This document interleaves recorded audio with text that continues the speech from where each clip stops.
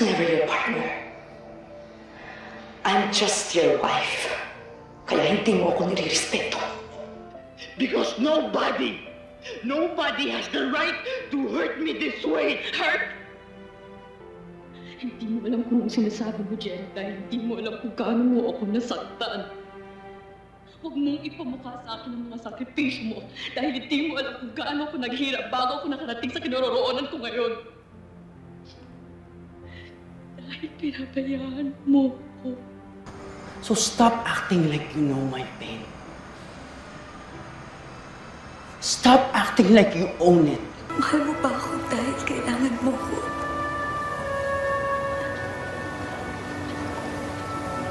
O kailangan mo ko kaya mahal mo ko?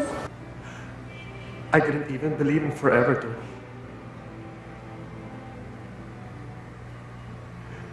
But I think I found forever in you. I deserved an explanation. I deserved an acceptable reason. Iyan po ay ilan lamang sa mga linya at mga pelikula na aking isinulat at idinirect na nagustuhan at minahal ng maraming manonood. At ngayon naman po ay tunay na mga eksena sa aking buhay ang ating pag-uusapan at tatalakayin dito sa Corina Interviews.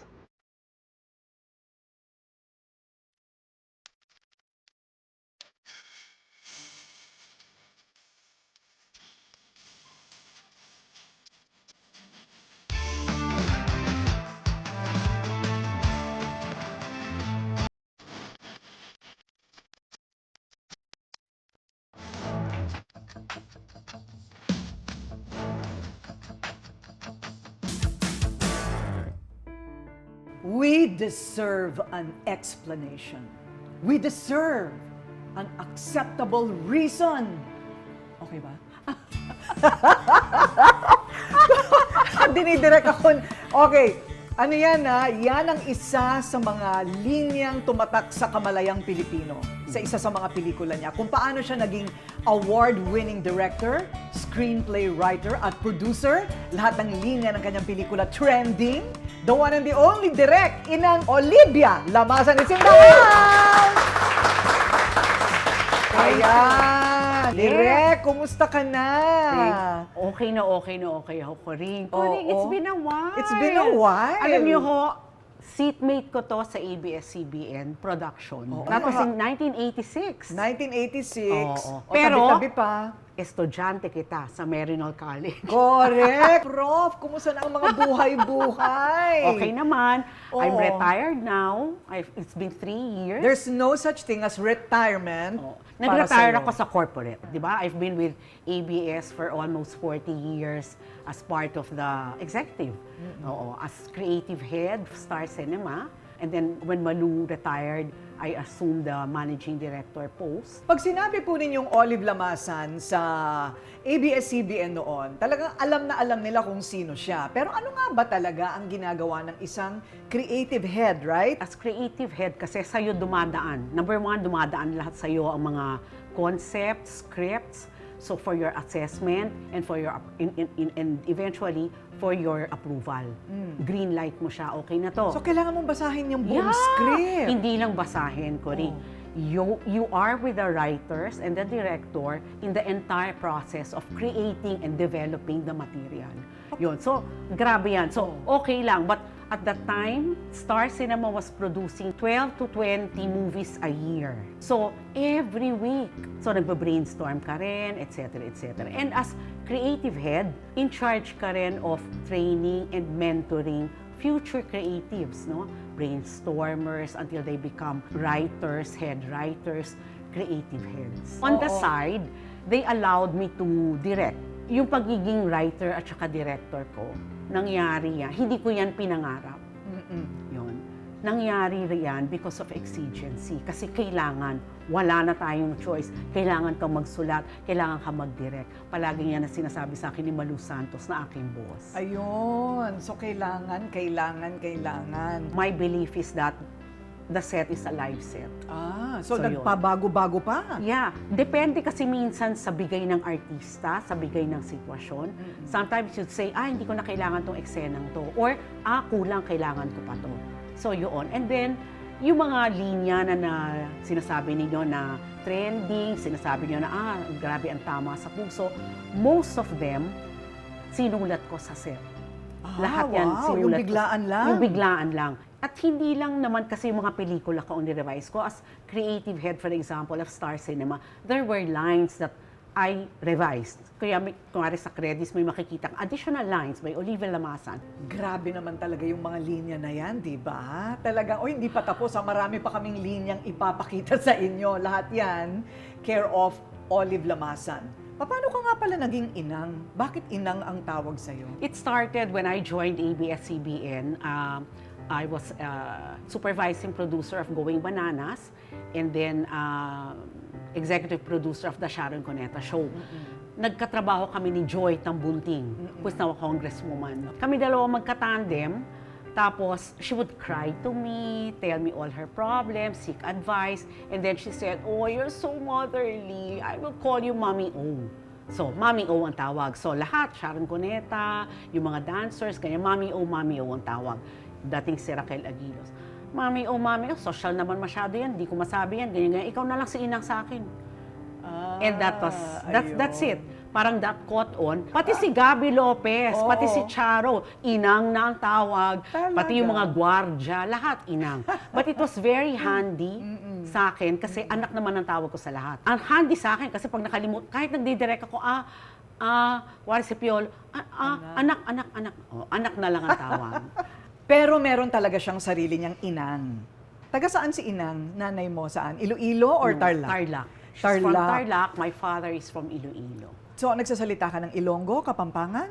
Nagsasalita ako ng konting Kapampangan, pero nakakaintindi ako. Konting-konti lang ang intindi ko sa Ilonggo. Ilonggo. That's why I'm so cute ako sa mga anak mo kasi they speak Ilonggo. Malalim ang Ilonggo ni Pepe and Pilar. Yeah. Oo. Fan ako ng anak mo mga Oo anak nga. mo. Kaya mo lang naman ako sinusundan sa Instagram dahil sa kanila eh. Alam ko na yun, tanggap ko na yun. Halata naman sa likes. Ayan. Pero si Inang, si Olive, ay ipinanganak at dito na talaga sa Quezon City. Si Dad was BIR. Yeah, oo. Pero hindi naman kayo naghirap. Hindi naman kayo hirap. Hirap. 7 ba naman kasi kayo Yeah, 7 magkakapatid? kami. Correct, oo. Ano kami? Lower middle. Lower middle. Ano But, ba? Oh. Pero grabe ang ambisyon ng nanay ko. Kasi ano siya probinsyana, taga-baryo, ganun rin ang tatay ko. Although my father became a lawyer, went to Manila, studied here in FEU, and then became a lawyer, and then worked in BIR. Ang nanay ko naman, as in talagang baryotic ang beauty. Pero napakaganda niya. Ang ganda niya, tsaka yung bearing, walang nakakuha sa amin. Ang ganda talaga ng tindig. And she was very ambitious kasi she grew up very poor. And she wanted her children, she had high ambitions for her children, for us. Gusto niya, hindi kami mag-public school.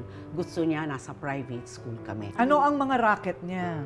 Nagkaroon siya ng parlor, nagkaroon siya ng tindahan, nagtinda siya ng bigas, nagtinda siya ng baboy, naging meat dealer. The works, yun. Lagarista. Everything. Pag nag-aaway na sila, kasi sabi ng tatay ko, dapat dun lang tayo sa ma-afford ko, di ba? Yun. Kasi pag kinuha ko sa pagnanakaw, ang papakain natin sa mga anak natin, magiging magnanakaw sila paglaki. Ganun. Ganun siya ka-prinsipyo. Tapos sasabihin, pero yung nanay ko iiyak. Kasi wala, gusto niya, ayaw niyang ilipat ang mga anak niya sa public school. So sabi niya sa tatay ko, kung hindi mo kaya, magtatrabaho ako. So ganun, that's how strong a woman she is. Ayun. Yun. Wow, Kaya napag-private school kayong lahat. Oo, and we had a big house in Sierra Bella. And that was also her dream. For her children to live in a big house. Ang sinasabi ng nanay ko, dito malaki ang bahay natin, walang makakaalam sa labas na nagdidil-dil kayo ng asin. Ay, So, very Kapampangan. very, no? That's No? very Kapampangan. Really? Yes, ang bahay. Ang bahay. Yes. Diyan din ako lumaki. Kapampangan din kami eh. O, ang nanay ko ganun din. O, wala na kaming pambayad sa kuryente, pero naka-Mercedes-Benz kami. Ay, hindi naman kami umabot dyan. But there were times Wala na pang gasolina, pero may tiyadeng sa garahe.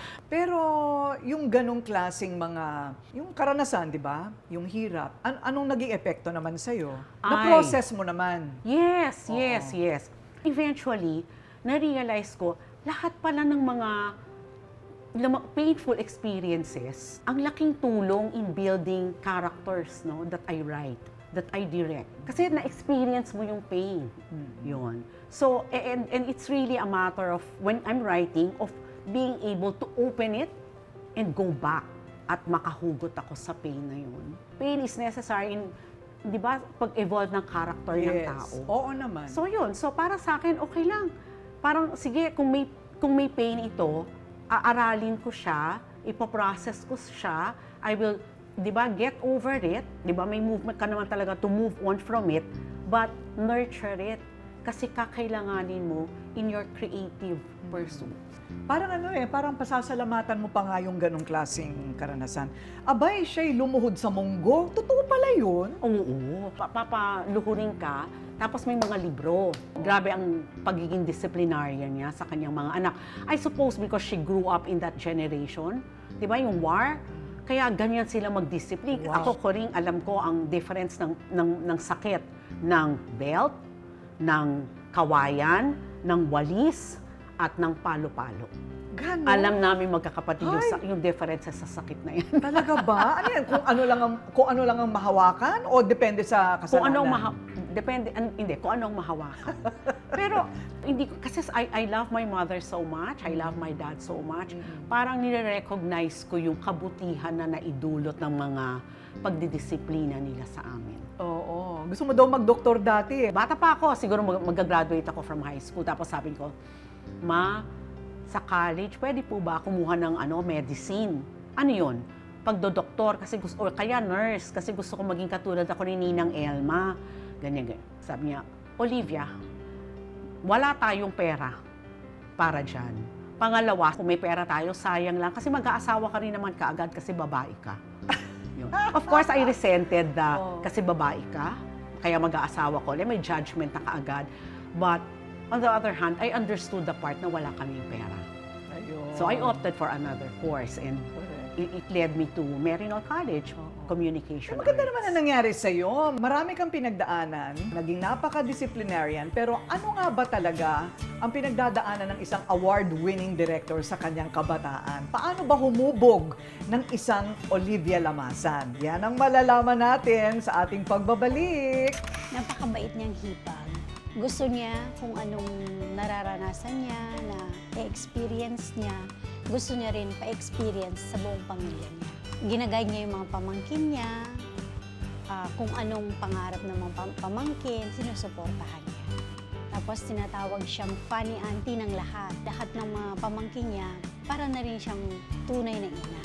Kailangan ba talaga na marami kang pinagdaanan sa buhay at maraming paghuhugutan bago ka maging isang artista, o kaya ay direktor o manunulat? Sa kaso ni Olivia Lamasan, pinagdaanan niya lahat yan. Halos, di ba? Oo, ang daming melodramatic moments ng buhay ko. Oo, kasi pag sinabi mong medyo laki ka sa hirap, lahat yan, hindi mo na maiisa-isa yung mga sagutan, away, yung pagtitiis, mga natutulog ng umiiyak. When you're creating characters, di ba, nasa extremes, di ba? Ano ba ang magandang kwento? It's about conflict, escalation of conflict, it's about pain. So, yung character mo, kailangan malaman mo kung hanggang saan niya kakayanin, hanggang saan mo siya po pwedeng dalin. Oo. Yun. Para sa akin, you're asking me kung dapat ba. I'm not saying dapat, but it's a very, very big help. Oo, na pinagdaanan Na pinagdaanan mo at open kang balikan yung mga sugat. Rebelde ka daw dati. Anong ibig mo sabihin pag rebelde? I would easily get bored in school. Antok na antok ko kapag may nagtuturo, ganyan. Lalo na pag ayaw ako ng teacher, ayoko rin sa'yo. Ha? Oo, Totoo ba? ganon. I will argue with you, I will reason out with you, lalo na pag kunyari hindi acceptable sa akin yung rason. Mabuti pinag-graduate ka. When I was in elementary, pag nagustuhan ko mag-aral, first honor ako. Oh. I was in grade 4, ang sipag kong mag-aral, first honor. Tapos may nakaaway na naman akong teacher. After that, wala na naman akong ganang mag-aral. So, ito na naman, ang ano sa akin talaga, gusto nila akong i-fail sa conduct. Oh. So anyway, dumating ang NCEE, may NCEE pa nung time natin, may NCEE. So, NCEE, ibig sabihin, hindi ka nadadaan ng grade 7. Ang sabi ng nanay ko sa akin, anak, ipasa mo ang NCEE para naman malibre ako ng 1 taon. Yan. So, nag-take ako ng NCEE. I did not pass ko rin. Okay. Tapos sabi ko, I did not pass. Yun. Oh. Ang grade ko was 84 and it was passing. Pasado ang 84. In fact, there was another batch of NCEE takers. Mataas pa yung grade ko sa kanila. Pumasa sila O, bakit daw? because of conduct. Conduct? So sabi ko, Kahit sa NCEE? kaya nga, yun nga yung argument ko doon sa principal. They did not pass me. For the first time in my life, nung sinabi ko sa mami ko na, Ma, hindi ako pumasa, for the first time ko rin, hindi siya nagalit. Talaga? Hindi niya ako pinalo. She looked at me, kumakain kami noon, tumindig siya, naghugas siya ng kamay, pumunta siya sa kwarto niya, and that's it. So gulat na gulat ako kasi ine-expect kong bugbog sarado ako. So I went to her room to apologize. For the first time, I saw my mother crying. Nakatalikod, she was crying. And then I went up, naman naiyak pa ako. Naalala ko. So I went up and I broke down. Sobrang ashamed of myself for disappointing my mother and for thinking that, yeah, she's gonna suffer because, you know, we have to pay for another year if I take grade 7. So sabi ko sa kanya, Ma, pinuntahan ko the following, pwede po ba ako mag-aral sa UST para hindi na ako dumaan ng grade 7? And that's what I did. So I would ride the jeep, I would ride the bus, tiniis ko lahat ng bagyo, lahat ng baha sa Uste for a year. Hindi ko pinagbayad para lang hindi gumasos ang nanay ko ng malaki. So, yun. But I'll never forget that. I'll never forget that. Very It was such vivid sa memory mo, yung bawat moment. O, diba? Pero, May mga ganun talaga. pero paano ka tatapang? Paano ka titibay kung di mo pinagdaanan yan? Oo. And if you're going to let your characters go through the same. Victory is sweeter Yeah. that way, di ba? So, pero kailan nabuo yung director sa'yo? Yung manunulat, yung creativity, kailan yun nag-start? When I was in college, di ba, communication arts, I was groomed for advertising. And then I was called by the office of Dr. Kisumbing, the president of Merinol at that time. And she said that, you know, one of the board of trustees of Merinol, that's Victor Ordonez, is a producer. He produces foreign movies being shot here in the Philippines. He's interested to interview you because he saw your feature in the Panorama magazine as a student leader. So punta ako doon, Corinne, punta ako doon. Pa-interview ako. My next interview was Charo Santos. So yan, punta naman ako. Ay, naku talaga, tanggap ako kaagad. Hinihintay na rin ako to be interviewed by J. Walter Thompson. So sabi ko, Sir, tinanggap ko po yung offer sa akin sa pelikula. Why did you accept it, Olive? Ganyan-ganyan. What will happen to the interviews here? Alam mo ba, ang hirap-hirap ng mga taon maghanap ng trabaho ngayon, ganyan-ganyan. Sa'yo, it's being served to you on a silver platter. Ganyan. Sir, can you just allow me one project sa pelikula? Nine Deaths of a Ninja. It was a foreign film shot here. I was a production assistant. That was where I met Malu and Charo Santos, yung magkapatid na aking mga naging mentors in the future. For and life. The rest, history. There was another humbling experience that I went through with Charo. Kasi nga mayabang ako, kasi isipin mo naman, student leader ka, biglang PA ka, walang ginawa kundi utusan ka. Ay. At gusto pa nila nakaporma, so palagi ako naka-heels. So naka-heels ako na nagwawalis, naka-heels ako na bumibili sa Rustans, kasi yung, yung office namin nasa Intercon, ito yung sa foreign, Tapos, Inglesera ka pa, kasi galing ka ng Merinol, yung time na yon. Tapos, papabiling ka ng ulam sa kanto. Hindi lang yon, ikaw pa ang maghahanda, maghahain ka. Pagkatapos nun, ikaw pa ang maghuhugas ng plato. So, mga director, staff, etc., sina Charo. Tapos, pagkatapos ng meeting, pagod na pagod ka. Unang tanong ni Charo, Olive, were you able to take down notes? Ha? Ay, Char, sorry, kasi naghuhugas ako ng plato at saka dinidistribute ko yung mga ulam. Tapos sabi ni Charo, next time, you take down notes. So next time, habang ginagawa ko yan lahat, meron ako ditong nakasukbit na maliit na notebook na take down ilan ng bullets, ilan ng ganto, ilan ng pagkain, ilan ng kas, ilan ng papakainin, nagno-notes. Naghalo-halo na. I felt so humiliated, you know. Kasi mayabang nga ako. I worked for Charo in her Vision Exponents. worked again. And then si Mother Lily got her company, Vision Exponents, to line produce for Regal Films. So, si Malu naman resigned from that company and joined us. So, nandun kami ang English department ng Regal Films. May Filipino department, may English department. Kasi sinasabi ni Mother Lily, ikaw, English ka, English, pati utility, English mo. Sabi sa akin, so yun. Production assistant ako ni Charo. She would always make me read scripts and ask for, what do you think? And every time, I would give her my opinion without the formal structure of commenting, di ba? Wala. Of analysis, wala. But I would just tell her my gut feel. Yun. So from my gut feel, parang dun niya na creative ito. From then on, she would always make me read scripts, and then she would ask me, kung ganyan ang comment mo, ano ang dapat gawin? And widow rin, nasasabihin ko, siguro dapat ganito. Kasi hindi ako naawa sa kanya, nainis ako sa kanya. Siguro dapat ganito yung pagdaanan niya. So, unknown to both of us, yun na pala yun. Creative process. Yun na pala yung creative process. And then, ganun din, alam mo naman nung unang panahon, hindi katulad ngayon, PA ka, line producer, that's it. Yun na yun. Correct. Tas lahat sa production yun lang. So ang ibig sabihin nun, ikaw lahat. From pre-production to principal photography to post-production, ikaw lahat. Ikaw hanggang sa delivery ng reels to the theater. Ikaw ang promo, ikaw rin ang dubbing supervisor. Pag hindi dumating ang dubbing supervisor, ikaw ang magdadub. At yung time na yun, ako rin ang nag-edit ng lahat ng trailers namin. Yun din, as my training in advertising. So, yun, nagamit ko yun. So, ako lahat. Pagod na ako. Kahit bata ka pa? Palagi ko ito sinasabi in my interviews.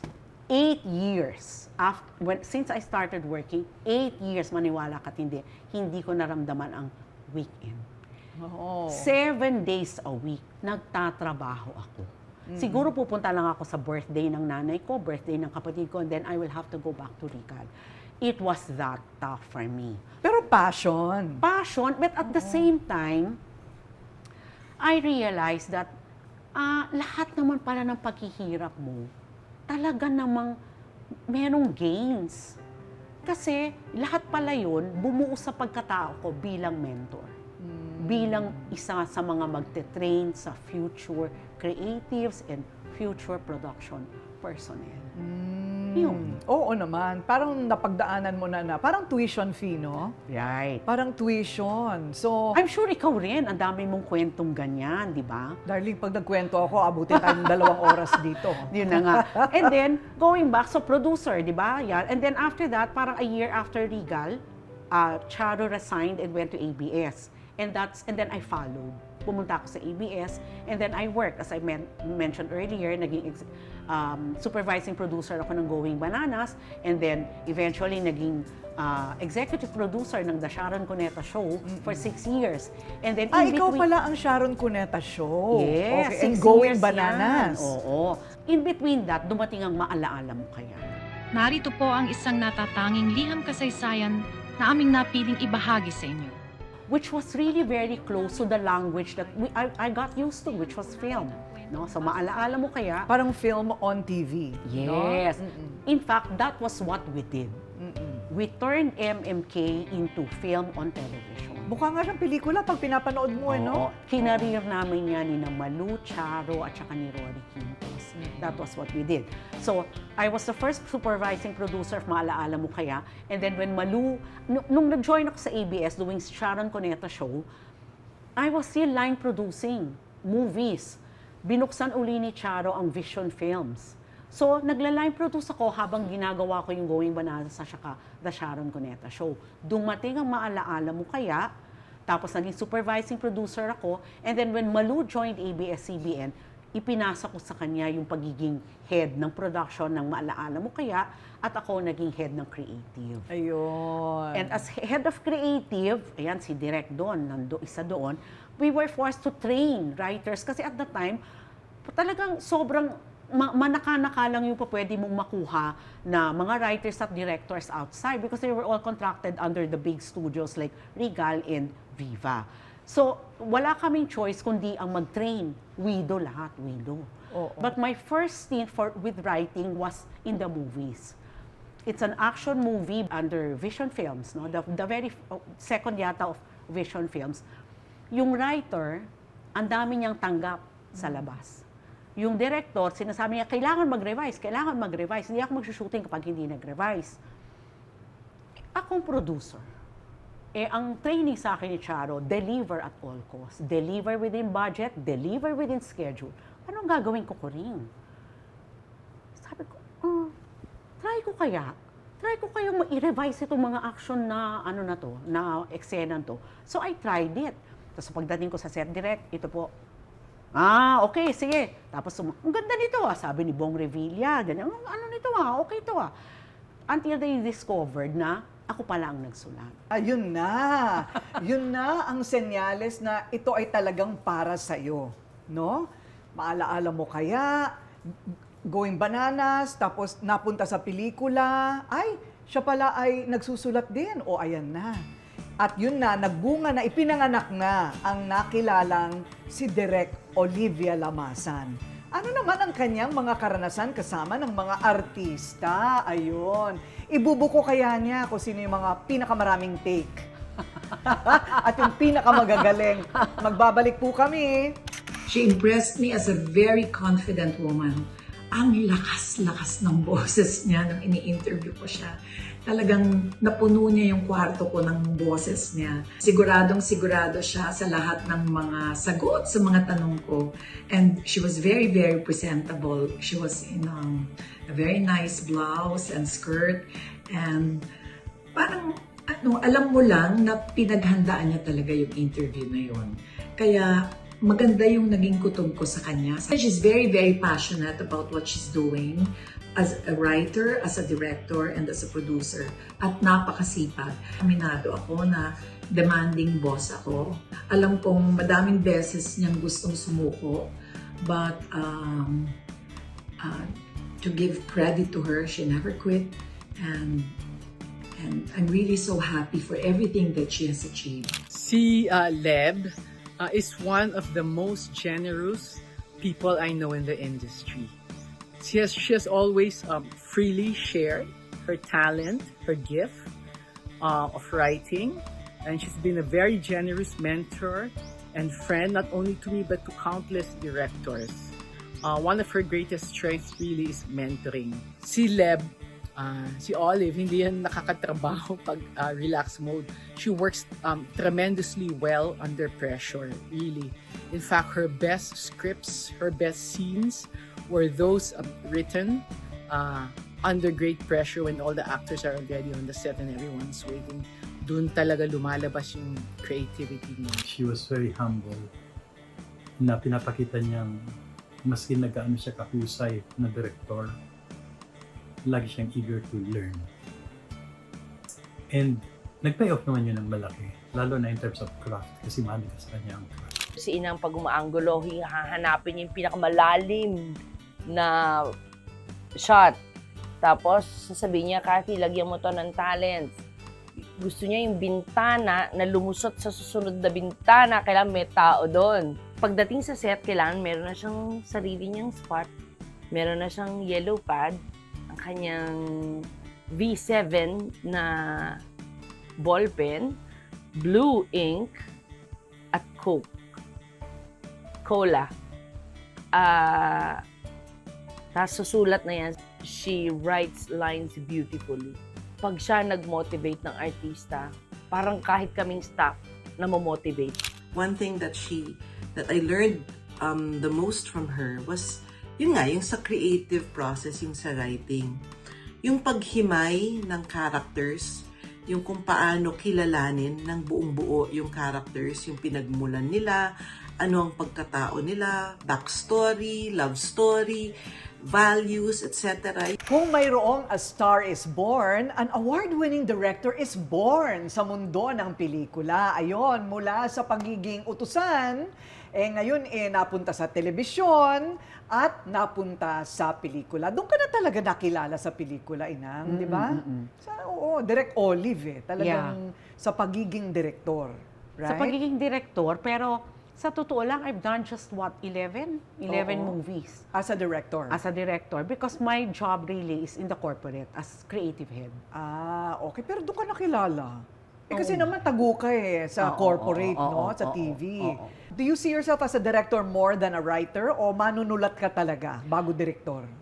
I would say, naging manunulat ako talaga, although I've done a few. The first was Ipagpatawad Mo under Viva Films with Direk Luis Guillen, with Vilma Santos and Boyet De Leon. Kiss nga!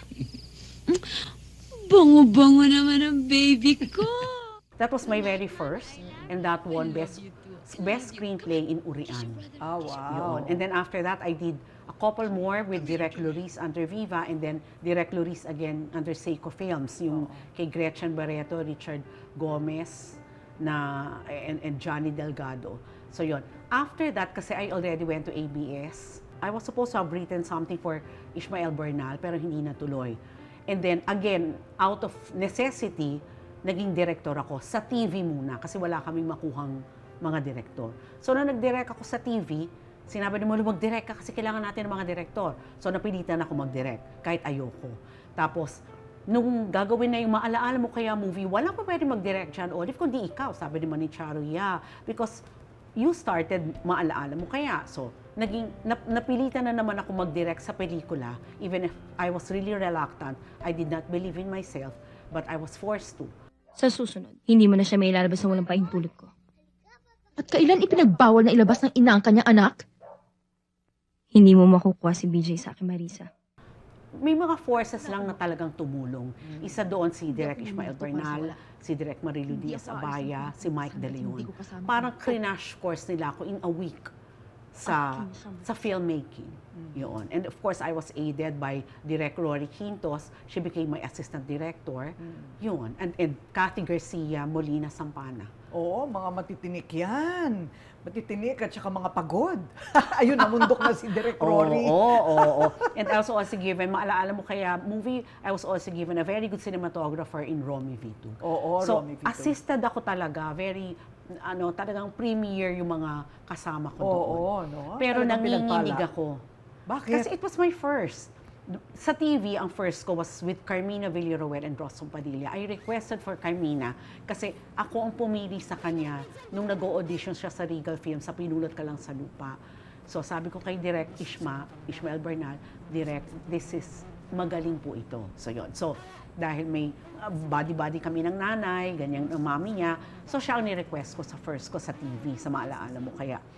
But iba ang pelikula ko rin. Bago ako mag-direct ng pelikula, never akong nakasilip. Never akong nakasilip sa film cam. Never. So, nanginginig ako sa paano ko kaya i-direct ito? Ay, ang TV, sanay ako sa 2 cameras, di ba? Pero ito, isang camera. Paano kaya yon? Tapos doon ko lang nalaman na may different lenses ang film cam. So yun, nag-crash course ako with my mentors, Mike De Leon, si Direk Marilu Diaz Abaya, at saka si Ishmael Bernal. Yun, and I had to face my actors, di ba? Dati, PA ako nung nakilala ko si Richard Gomez. Line producer niya ako sa Kapag Langit ang Kumatol. Director na niya ako ngayon. How will he take me? Di ba? So, I realized that ang ano pala is just be honest. So I told him, Richard, I feel intimidated with you. You're Richard Gomez, blah blah blah. Likewise, Aiko. Yun. Perfectionist ako. Mabusisi akong direktor. Matagal akong mag-shoot kasi nakakailang takes, at saka gusto ko yung precise, ganyan, precise sa blocking. Magkamali ka lang, sumobra ka lang, cut from the top. So, alam kong may tension sa set. At bubulungan ako ni Direk Rory. Maybe you should lessen the number of takes that you have. So, kung ikaw ay magkukwento, no? Not necessarily the most award-winning, no? But yung mga hindi mo makakalimutang pelikula at yung karanasan mo sa mga artista doon. Ang isa, ano? Isa? Every time I'm asked kung ano yung pinaka-difficult na pinagdaanan ko na pelikula, I would say, it's Sana Maulit Muli. Ayoko bumalik. Yung passport. Ayoko palisin. Boarding pass. Susunod ka sa akin, ha? Sana Maulit Muli, just my second film. Yun. Sana Maulit Muli kasi it was a story that was going to be shot in America. I've never been to America. I do not know the life there. So yun. So that's one. And I'm going to handle Alea Salonga, di ba, an international star, and an Aga Mulak. And then, Direct Joey Reyes shared a very beautiful story, yun, which was written, isa yan si Direct Don, yan, isa si Direct Don sa writers, by a team of writers, no? At in 2 weeks' time, nakapag-produce ng script. But when I was reading the script, sabi ko, parang hindi ito yung kwento na gusto ko. Parang I want more from the story. Yon. Specifically, sa storya kasi, ang main conflict is coming from the parents of Leia, ayaw kay Aga. Sabi ko, ang tatanda na nila, para ang conflict ay manggaling pa sa mga magulang. So sabi naman ni Malu, who was my line producer, saan mo gustong, panggaling? Malu, sabi ko, di ba dapat ang conflict nito sila na? Bilang sila. Di ba? Sila. Tapos yun, paano yan, Leb? Nakapag-commit na ng schedule si Leia. Aalis na tayo. Pupunta na tayo sa Amerika. Hindi ka na pwedeng mag-back out. Because I was backing out. So, punta kami ng Amerika. Malu, talagang hindi ko, talagang, kasi Mel Del Rosario went with me and we were both writing the script. Sabi ko, Malu, talagang hindi ito yung kwento. Ganyan. Sabi ko, sorry, magsusorry ako kay Charo, who was our managing director. Tumawag ako kay Charo. So sinabi ko, Charles, ganto. Sabi niya, well, Olive, that's a big lesson for you. Yun lang, alam mo naman si Charing, ganyan naman salita. Okay, Charles, ganto na lang. We're going to wait for the comments of Leia. We're meeting her. Now, if she says that she did not like the script, pack up na tayo lahat. Sabi niya, okay. Naku, pag upo namin kay Leia, so Leia, what do you think of the script? It's awesome! Tinginan kami ni Malu, it's awesome! So wala na. We had to proceed with everything. At saka tumatakbo ang pera, etc. Ganon din, tawag kay Aga. Nabasa mo naman, grabe, direk, kanta. Paano ko ngayon sasabihin sa kanila na hindi yan ang gagawin natin? Diba? But I had to. Kasi hindi ko siya madirect eh. So, ang ginawa ko, ginather ko sila at sinabi kong, okay, maganda yung script na yan, pero hindi po yan ang kwento. May babaguhin tayong malaki sa kwento. Yan. So, I changed the story. And because I changed the story, we all suffered. Production suffered, my actor suffered, I suffered, because binubuo ko yung kwento as we went along. Can you imagine, it was my first time in America with a skeleton crew. Pag tinatanong ako, direct, anong eksena natin bukas, hindi ko pa alam. Nagtatanong ang design. Magtatanong ang, anong location natin, hindi ko pa alam. Nakakaloka.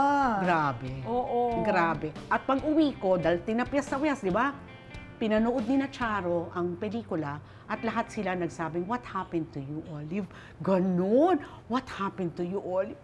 Aayusin mo naman ito, di ba? Sabi ko, yes, Charo. Sawang-sawa na ako sa kaseselos mo, and I'm sick and tired of apologizing and explaining my actions to you. Hindi na akong dating Agnes na sunod-sunuran at pwede mong diktahan. Bakit? Dahil meron ka ng Dave? So yun, inayos ko, binuo ko rin yung sana maulit muli. Tapos inedit, nung nag-final edit, sabi niya, I like this movie. Doon ako nag-breakdown. Ay! Iyak ako ng iyak. Di ba ang melodramatic ng buhay ko?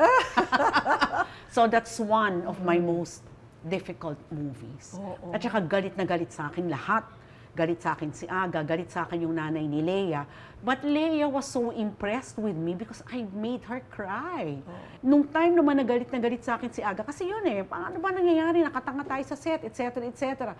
Talaga, sabi ko sa kanya, okay, di ba nagustuhan niyo yung script? Nagustuhan niyo yung script bukas ito yung eksena kukunin natin. Game, babasa niyo yan kay Aga Mulak, etc. Sige. Tapos ito, ako naman nandito, hindi ako nagre-revise. Hintay ako, set up, ganyan. Lumapit si Aga. Direct, ito na ba? Ito na bang dialogue? Oo. Ito na ba? Direct, parang hindi ko naman sasabihin to. Hindi ba nagandahan ka? Hindi ba nagagalit kayo sa akin kasi binabago ko? Hindi ba nagre-reklamo yung mga managers ninyo? Ayan, gawin mo yan. Di ba nagandahan ka? Ang galing, naramdaman mo. Yan ang mga sinabi mo sa akin when I asked you about the script. Sabi ko, ngayon nagagalit kayo, bibigay ko yung hinihingi ninyo. Gawin mo yan. Tapos, ang tagal. Sabi ni Aga, direct, binigay niya yung hihintayin ko kahit gaano katagal, i-revise mo lang. Sabi ko, ipangako mo sa akin, walang magre-reklamo sa inyo pagkatapos nito. And that's it. We went on that way. But hindi ko maano, ang daming nasaktan na tao noon, ang daming nabuisit, ang daming nagalit. And I had to own up to it. Okay. It was such a big lesson. O kailan yung validation? Nung pinanood. Ayun. Nobody has the right to hurt me this way. Hurt? Hindi mo alam kung anong sinasabi mo, Jerry, dahil hindi mo alam kung gaano mo ako nasaktan. Huwag mong ipamukha sa akin ang mga sakripisyo mo dahil hindi mo alam kung gaano ako naghirap bago ako nakarating sa kinaroroonan ko ngayon. Nung pinanood, kasi it's the first OFW movie of Star Cinema, and it was parang naging parang naging pattern siya ng Star Cinema drama love stories. That was the beginning, and it was a blockbuster. Oh, so hindi na sila galit sa'yo? Hindi na, mahal na nila ako pagkatapos. Pero nilalamig ko palagi si Mami Ligaya. Kasi naiintindihan ko naman na unfair talaga sa kanila, unfair kina Leia. But Leia understood what I was doing. Yun. Nakikita niya yung ikinagaganda. Correct. Ikinagaganda base doon sa script na inumpisahan namin. So, yan. But lesson ko yan in humility, lesson ko yan in responsibility. Ano mo malalaman, Direk, kung star quality o magiging, alam mo na, patok sa masa? Ewan ko, meron lang tinatawag na mata. I don't know, sina Direk Ishma would call it, may mata ka. May mata ka sa pagtingin. Hindi ko alam, walang formal training doon ko rin. May gut feel lang ako. May nakikita lang ako sa mata nila. Talaga May ba? nakikita lang ako sa Like mata who? nila. Like who? Sino? Like Bea Alonso for one, no? Oh. We were auditioning kung sino ang pwede dito sa role na ito. So Lauren Jogi was my co-director in Kay Tagal Kang Hinintay. That was Lorna Tolentino starrer with John Estrada and John Lloyd Cruz. So kailangan ng magiging partner ni John Lloyd. Batang-bata pa itong tatlo. 15 years old, 14 years old, ganun lang sila. So of the three, Pia Wurtzbach, Angelique something, and Angeline, and then Bea Alonso. So pinahilera sila. So tinignan ko sila. Pinaarte, in audition. Sabi ko, ito. May mga kumontra din. Oo. Parang di marunong maglakad, di naman marunong umarte. May gut feel lang. Gut feel lang talaga na ito may star quality. Wow, at ayun na nga, naging Bea Alonso. Christine Hermosa, ganun din. Si Christine umiiyak pa. Parang umiiyak pa na kasi ayaw mag-artista. Pero sabi ko yan, Charo, yan. John Lloyd Cruz. Nag-audition, 13 years old. Tapos nakatingin lang sa'yo, pero nangungusap yung mga mata. There's something about this boy. 13 years old. Sabi namin ni Charo, yan. Liza Soberano. Audition among 40 women. Sabi ni Charing, Inang, may nakikita ka ba? Sabi ko, number 20 siya. Sabi ko, yan, number 20. That was Liza Soberano. And hindi nila nakikita. It's not arrogance on my part na nasabihin ito. Meron lang talaga. May gift lang. Charo has that also. Yung seeing potential, Si Piolo Pascual, umalis na daw papuntang Amerika, give up na. Yeah. Gagawin namin ng sa sandaling kailangan mo ako. So, naghahanap kami, Marvin Agustin at Christine Hermosa yung mga bida, sino yung antagonist. So, audition. Di ba siya ganyan kagwapo, na? Di ba? Get out. You're fired. Good. But you can never get rid of me. Dahil isang araw, magiging akin din to. Pare, may pinagawa ako na eksena. Sabi ko, okay, ito. And he is going to be a star. And he became a star. Oo nga. So makabagong panahon, Si Daniel Padilla, sabi ko, itong butiki na to, star yan. Totoo. Sabi ko, star yan. Same thing with Judy Ann Santos. Sabi ko, ito, sinasabi nilang mataba, ganito yung mukha, etc., etc. Kasi at the time, Judy Ann was kind of big. She's going to be a star. And true enough, she became a star. At ayun na nga, ang award-winning Olivia Lamasan. Nako, teka nga muna, mag-Q&A nga tayo ng pasikot-sikot ng mga tanong sa pagbabalik natin. Kasi ang dami pa natin kailangang malaman tungkol kay Olivia Lamasan na dito nyo lang malalaman. Kaya sorry na lang kayo pag mawala kayo. She knows how to capture our hearts by talking to us and explaining to us yung mga mahihirap na eksena na sometimes, halimbawa, kinakabahan ako na gawin. Ang ganda niya kung paano na i-explain at nabibigyan linaw yung mga sequences and yung mga scenes na gagawin namin. She asks you. She makes sure na kilala mo yung character mo at pagtatrabahuhin ka talaga niya. That's what I appreciate about Inang. Is that hindi pwede sa kanya yung okay na yan. Kailangan sa kanya pag nagtrabaho ka, alam mo yung ginagawa mo. At meron kang binibigay na maganda para sa pelikula. So yung passion niya nakakahawa. Una ko talagang minahal ang pag-arte dahil kay Inang Olive Lamasan. Sabi ko, ganito pala ang pagiging artista. Yung confidence ko, binuo niya, tinulungan niya ako, and she really did her best. Sometimes, talaga Inang will say and do things na hindi mo inaasahan, pero that's really because she wants to get the shot. She wants to get the emotion, and she certainly knows what to say, what to do to get the emotion and the reaction. Kaya ang masasabi ko nga, pag pangit ang acting mo, tas Inang ang director mo, baka isipin mo na lang iba ang career na para sa'yo. Si Inang Olive as a director, I would say, is very meticulous. She knows what she wants from her actors and her whole vision of the production. So she expects that her actors are able to deliver her vision. The most unforgettable moment I have ever had with her, ang sabi niya, anak, ate ka dito, may eksena kayo ni Tita Vilma mo. Kailangan balyahin mo siya. Sabi ko, naku, Inang, hindi ko kayang gawin niya kay Tita Vilma. Sabi niya, balyahin mo o papalitan kita. Ay, kaya ko po pala. So, alam mo si Inang, ang hilig lang niyang parang masisinda ka. But in truth, she is one of the sweetest, most caring, most nurturing person I've ever come across in this industry. She's very strict pero magaan yung set namin. Kumbaga, pagdating sa set, you have to be focused. Kailangan walang distraction pagdating sa eksena. Pero pagkatapos naman ng eksena, para kayo naglalaro lang. Kumakain, magkakasama, nagtatawanan, and hindi mo nga mararamdaman natapos na kayo ng isang pelikula. Because ganun kasaya. And cut na muna tayo sa eksenang pelikula ni Inang. Ang daldal ko. Talaga bang ginagawa yan ng director? And cut! Ganon? Yeah. Ganon talaga? Okay naman, kaya ko yun. Off-cam scenes naman tayo sa tunay na buhay ni Inang, di ba? Ano ba, meron ka bang favorite? May favorite ka ba na artista?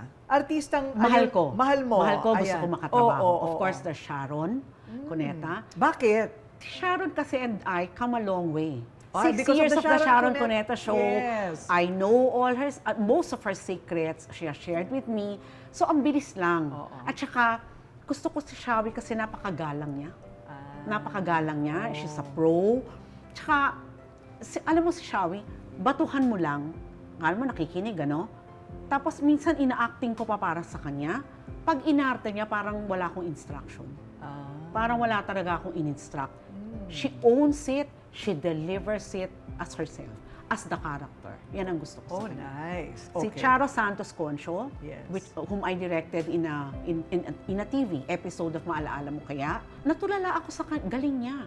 Siya at saka si Sandy Andulong, hindi ako nakapag-cut. Tapos nakita niya yung eksena, iiyak siya, breakdown with Tita Alice, Anita Linda. Sa narinig ko, sabi niya, Pakitanong nyo nga sa director nyo, syempre inis na sa akin kasi walang, di ba? Siya ang boss nating lahat. Diba? Pakitanong nyo nga sa director nyo, ganyan-ganyan, pakitanong nyo nga kay direct kung iiyak na naman ba ako dito. Syempre, wala rin akong tulog, ilang araw na. Kung di mo kayang umiyak, wag, okay lang. Tapos punta na ako. Because tinanggal ko yung pressure. Sabi ko, okay lang, Charles, kung di mo kaya, okay lang, don't cry. Tinanggal ko yung pressure, grabe, nung in-execute niya yung eksena, nanginginig. Ganon din si Sandy. Alam mo, Tori, hindi ako nakapag-cut. Natulala ako, nanood ako, tapos kinakalabit na ako ng technical director ko, direct cut na, sabi ko, and cut. Namangha ako sa galing. Oh, wow. I mean, these are the pros. These are the senior stars. Ibang klase. Sa mga lalaki naman. Inaamin ko naman sa buong mundo, it's Aga Mulak. Napakagaling ni Aga. Pero, hangang-hanga ako sa kanya, pero palagi kami nag-aaway kapag magkatrabaho kami. Palaging... Ano pinag-aawayan nyo? Script na naman. Well, hindi. Yung isa, parang feeling niya hindi niya ako nasa-satisfy. Merong isang eksena sa Sana Maulit-Muli, nag-dub siya. Yung monologue niya, na sinulat ko na right there on the spot. Again, nagsaset up na lahat. Tapos tinatawagan siya ng manager niya, si Tita Ethel Ramos, kasi kailangan siyang lumawas ng Maynila, nasa Baguio kami, kailangan siyang lumawas ng Maynila for a commercial. Kukunan ko to, last pong sa amin. So sinusulat, alam mo, pinapanood lang ako ni Aga. Habang sinusulat ko, pinapanood niya akong huminga. Pinapanood niya dumadaan ng pain sa mata ko. Tumutuloy yung luha ko. Tapos sabi ko, Aga, 3 pages to. Ito yung monologue niya sa Sana Maulit-Muli. Basahin mo, take 1. Pag di mo na kaya ng take 1, luluwas tayo sa Manila. Take 1, Corinne. Wow. Ang sinabi lang niya that happened also with Claudine Barreto in Milan. Nakaset up na kami lahat, hindi pa rin pumapasok talaga. Anong sasabihin niya dito? Ano po? But when it came, at tumatawag na si Cathy, direct, wala nang, lulubog na ang araw. Sumisigaw na si Cathy, who was my assistant director at that time. When it came, nasa restaurant, pinanunood ako ng mga kumakain sa restaurant kasi singa tulong ng tulong yung luha ko, ganyan. So, yan. Pero ang sinasabi naman nila kasi, ang galing nila, even Claudine. Hangang-hanga talaga ako sa kanila kasi when they read it, habi ko, anak, Aga, sabi ko gano'n, ito ha, take 1, basahin mo, take 1, pag uuwi na tayo ng Maynila. Claudine, nasa Milan naman kami, Italy. Anak, lalakad kita, hawakan kita, basahin mo lang yan. As we walk from here to the set, read it. So, dinala ko dun sa set. So, si Aga, ganon, pinanood. Ito yung sa Sana Maulit-Muli, eksena na goodbye scene nila ni Lea Salonga. Kahit ilang beses tayo magpaalam sa isa't isa. Tandaan mo palagi na wala akong minahal at wala rin ako sigurong ibang mamahalin pa. Tulad ng pagmamahal na binigay ko sa'yo. Corinne, take 1. Take 1. And he did it so beautifully. Likewise, Claudine, on the other hand, for Milan. Sumilip ako sa camera, tama na yung lente, etc., etc. Tapos lumapit ako sa kanya. Anak, are you ready? Tapos tumango. Tapos sabi ko, paano kayo magiging ready to? Talaga bang na-memorize niya? 3 pages yun. Sabi ko, what did you feel when you read the script? Inang, it was everything that I wanted to tell, but was not able to. Alam ko, right there and then, she was ready. Take! Yan, take. Jenny, mahal kita. Mahal mo ba ako dahil kailangan mo ko?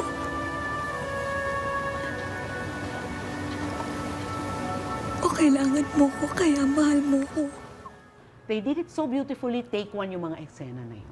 Wow. Paano? Okay. Ang sinasabi nila, sabi ko, paano yun na-memorize? Ang galing nyo naman.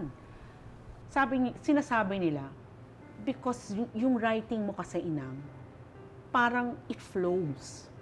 At yun talaga ang sasabihin ng character ko sa pagkakataon na yun.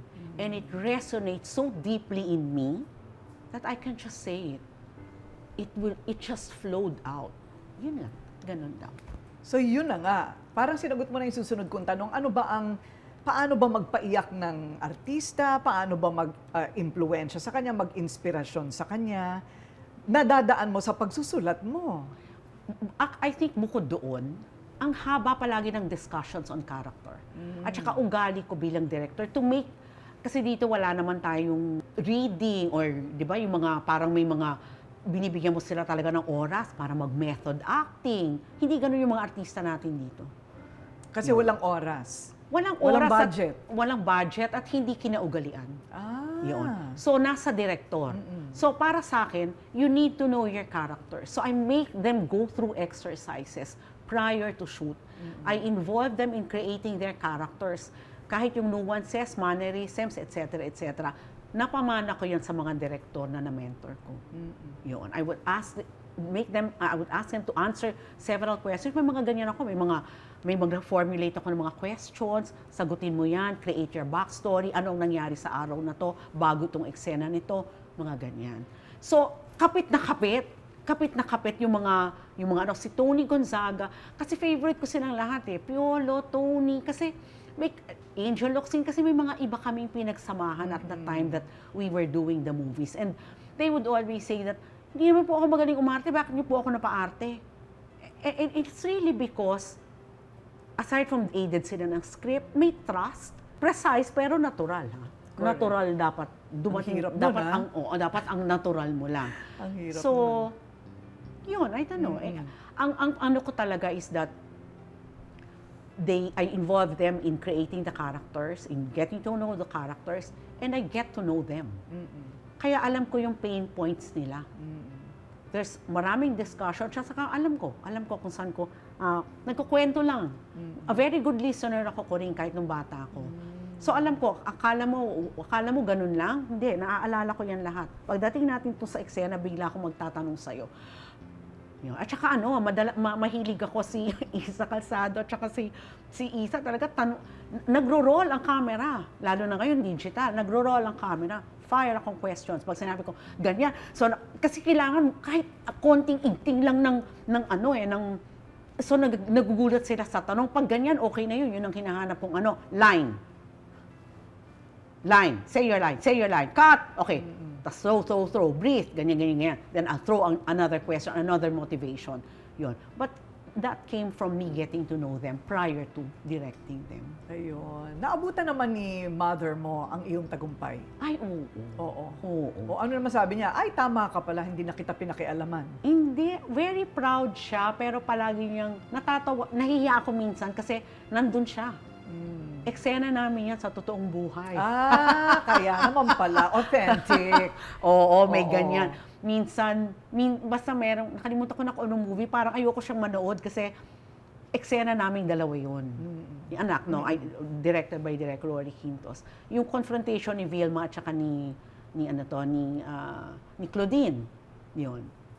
Nanay ko yun. 5 a.m. di ko pa masulat yung pinapa-revise ni Rory na script. Tapos 5 a.m. it hit me. Na, anong sasabihin ng nanay ko? Iyon. Ang obligasyon ko sa inyo na bigyan kayo ng magandang buhay dahil magulang niyo ako! Hindi mo ako naiintindihan. Hindi ko hiningi lahat ng binigay niyo sa amin. Kayo, may gusto na hindi ako. Dahil mahal ko kayo. So, nung pinapanood niya yun, umiyak siya. Oh, wow. Parang award siya na rin sa'yo yun, ha? Oo, siya at mga anak niya yun. Oo, correct. But it's inevitable. I think every creative, every director, writer, nakakahugot sa sariling experiences. Right. Well, pagod talaga lahat. Pagkasama mo si Olive, maghanda ka na mapagod. Alam mo yung pagod, hindi biro yan, ha? At may pinagdaanan din si Direk Olive noong 2008. Nalaman ng doktor na parang humabol na yung pagod mo sa'yo. Tsaka yung stress. Yeah. Sobrang stress ang pagiging direktor, ano? Ano yung nakitang karamdaman mo? Oo. Kasi very intense akong tao eh. Very intense, but I would appear calm, pero grabe yung sa loob. So highly stressful naman talaga yung trabaho natin, Corinne, di ba? It was a regular check-up. Diba, sa ABS palagi may check-up tayo, yearly, annual check-up. Tapos pinabalik ako and they found, parang they found something in my left breast. So yon, which turned out to be cancer. Yun. Pero stage 0. Yun. Everything and all the stress of the work took its toll. So nagkaroon ako ng breast CA. Good thing it was stage 0. Oo. Yun. Kaya importante ang yearly. Yeah, Yearly check-up. check-up. Oo. So after noon, medyo, kasi hindi lang Star Cinema ang hinahawakan namin ni Malu eh. We were also handling some teleseries for ABS. Everyday ang grind. So grabe talaga. I cannot, sobra lang talaga yung trabaho. Wala kang time. You're always stressed. Wala kang time to sleep, to have a proper rest. So yun. So I had that. And then, paano yung tama sa'yo nun? Parang, ano ba to, pinaparusahan ba ako? no, I dahil was dito sa- angry. Ha? Very angry. Nagalit ka. Very, very angry with the work. With the load. Sumisigaw ako, umiiyak ako kay Malu, ganyan. Sabi ko, ayoko na, ganyan. So yun. So, for a while, they pulled me out of the teleseries. Yun. So, I was just handling cinema. But eventually, I went back to being head for the series, the teleseries. We did a lot for ABS. Nag-chemo ka? No. Ay, hindi. Hindi ako nag-chemo. Pag stage 0 pala, hindi kailangan mag-chemo. Oo, hindi kailangan. So I was very, very grateful for that. But during the time of, nag-recur, during the time of, ito, yung sinasara ng ABS. Pandemic. Managing director ako, Malu retired. I'm the managing director of Star Cinema. We were doing so well in my first 2 years as managing director. Then pandemic hit. Yan ang source of income ng pelikula. Yan ang source of income ng Star Cinema. Ano mangyayari ngayon? So, di ba, that together with the shutdown of ABS. Di ba, the entire grueling experience of pag-ano. So, nararamdaman ko na ako rin. Nararamdaman ko ng parang may tama ako. But I was so scared of going to the hospital, of going to the doctor, kasi mahahawa ako ng COVID. It's gonna make it worse. But in the end, parang may nagsasabi sa'yo, you have to have yourself checked. Ang sabi ng kapatid ko sa nurse in the States, ate, punta ka dito. Dito ka magpatingin. So, punta ako doon. True enough. Pagtingin, meron. On my right. Stage what? Oo. Stage 0. Okay. Pero dahil it took me a month to have it taken out, nag-stage 1. Ang bilis. Oo, ang bilis lang. Nagulat ako. So, yun. So, sa Amerika na diagnose, pero ayoko dun magpa-opera. Sabi ko, I want it to be in the Philippines because of the care. Feeling ko mas maingat, grabe ang care dito sa mga ospital para sa akin. So, yun. So, I came here, nag-stage 1. Sabi ko, game, doc. Tanggalin mo na. So, it was both mastectomy. Okay. Kahit stage 0, ayoko ng lumpectomy. So, pagka ganon, may chemo na, wala? Wala. Wala. Sinabi sa akin, Olive, I think you're going to have chemo. Sabi ko, doc, can you check if baka naman pwede kong i-avoid ang chemo? Sabi niya, okay, we will send the results to America, blah, blah, blah, blah, blah. Pagdating, sabi ng onco ko, you're so lucky. Pwede kang hindi mag-chemo. So, yun. And, so, ano ang... Alam mo, after that, ako, Coring, ang prinsipyo ko sa buhay, tinuro to ng mga magulang ko. Kung anong nasimulan mo, hindi mo pwedeng hindi tapusin. I was 2 years or 1.5 years before my retirement. I had a choice whether to stay on or not to finish. Di ba? 60 ang retiring age. For the first time, nag-decide ako na hindi na. I will not finish it. I will retire. I owe this to myself. Yun. So I retired prior to 60. Masaya ka naman sa decision mo? Sobrang saya. Alam mo, grabe ko rin, ha? Kasi wala nga akong tulog palagi. That caused the cancer. Palagi akong highly stressed. Napaka-importante ng tulog. Oo. Tapos alam mo, nakakapaglakad na ako dito. Nararamdaman ko na ang araw sa mukha ko, nararamdaman ko ang ulan. I would cry walking around. The subdivision, umiiyak ako, tumutuyo yung luha. Pag may dadaan, makakasalubong ako, syempre, pupunas ka, di ba? But I was just so grateful to finally feel alive and how it is to really live. Ano naman ang mga favorite na ginagawa mo ngayon na dati hindi mo ginagawa, maliban sa palakad-lakad, traveling? Oo, traveling, of course, ganyan. Ngayon, meron akong oras to reflect. Oy, wala ka lang ginagawa. At wala kang at saka hindi ka kailangan magising kung ayaw mong magising, di ba? Pwede kang kumain sa oras na gusto mong kumain, di ba? Tapos, at saka yun, manood. Oo, manood ng YouTube, manood ng mga sine. Alam mo, it's so ironic. I've been creative head for so many years, pero pag tinanong mo ako sa mga napanood ko, konting-konti lang. Ay? Oo. Biro mo, wala pang impluensya pala ang mga pelikula sa'yo. Oo, pero pag kunyari parang nakikinig ako sa kanila na parang, 'di ba, pag nagda-dissect sila ng mga pelikula, inggit na inggit ako kasi parang wala yan sa aking kaalaman. Uwido sa akin. Ngayon, naiintindihan ko na sila because now I have the time. And I'm so grateful for that. So, okay, you're kinda semi-retired. Di naman ako naniniwalang talagang super titigil ka na. Hindi naman. Hindi ba? Ayaw ka rin patigilin, syempre. So, meron ka pa bang pangarap na pelikulang gagawin? Ever since ko rin parang wala naman. Parang wala naman. Wala naman. I'm still consultant. Pero, whatever comes. Ayun. Alam mo ba ang yung Hello, Love, Goodbye? Hello, Love, the very first. Siyempre, managing director ako, wala silang maisip. Ano ang gagawin natin? Ganyan. Sabi ko, okay. Sabi ko, sige, let's dismiss it. Let's do another brainstorming session kasi wala na. Wala tayong maisip. Pagtayo ko, Pwera Biro, ang dramatic, ha? Pumasok. Sabi ko, what is our next OFW story? What is our next anak? What is our next Milan?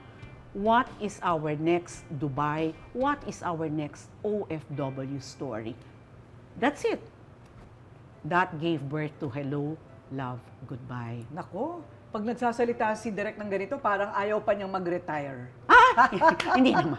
Retired na ako, but I do consultancy and I will direct. Oo, you will direct pa rin. May panahon na ako para mag-direct. Ayun. Ang talagang ina ng laging saklolo. Ayan. Kailangan namin na mahusay na direktor. Andyan na, si Inang. Uy, Happy Mother's Day, belated. Ay! Oh, di ba? Happy Mother's Day kasi ikaw ang inang ng bayan. Thank Ayan, you. Happy Mother's How Day. nice. What a beautiful life story. Thank Inang, you. Olive. At tagal na natin siya kilala, Direk, hindi natin alam itong mga kwento niya. And to think, kulang pa. Kailangan yata overnight tayo dito. Hindi ba? Ang daldal ko, no? Oo. Sorry. Hindi. At kulang pa nga ang oras. Tsaka ang ganda, hindi ko na kailangan magsalita. So, teka muna. For posterity, how would you like to be remembered? I'd like to be remembered siguro as somebody who contributed greatly. Siguro yung drama. Kung ano ang dramatic narrative ng ABS-CBN Star Cinema. But more than all those, I think I'd like to be remembered as a mentor. As a person who mentored future generations of directors, writers, and production personnel. And of course, actors. Alam mo, pag nananalo sila ng award or nagkakaroon sila ng achievements or projects, para sa akin, yan ang aking legacy. That gives me so much pride and joy. Yan ang meaning ng aking existence sa industriyang ito. Ay, ang ganda. Na-achieve mo na yan, girl. Thank you. At sobra-sobra pa.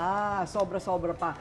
Congrats to a life well lived. Yes. And the best is yet to come kasi retired na si girl. O, di ba? O, malay mo. Now I can do the movies na I want to do. Ngayon, pwede mo nang hanapin si Mr. Right.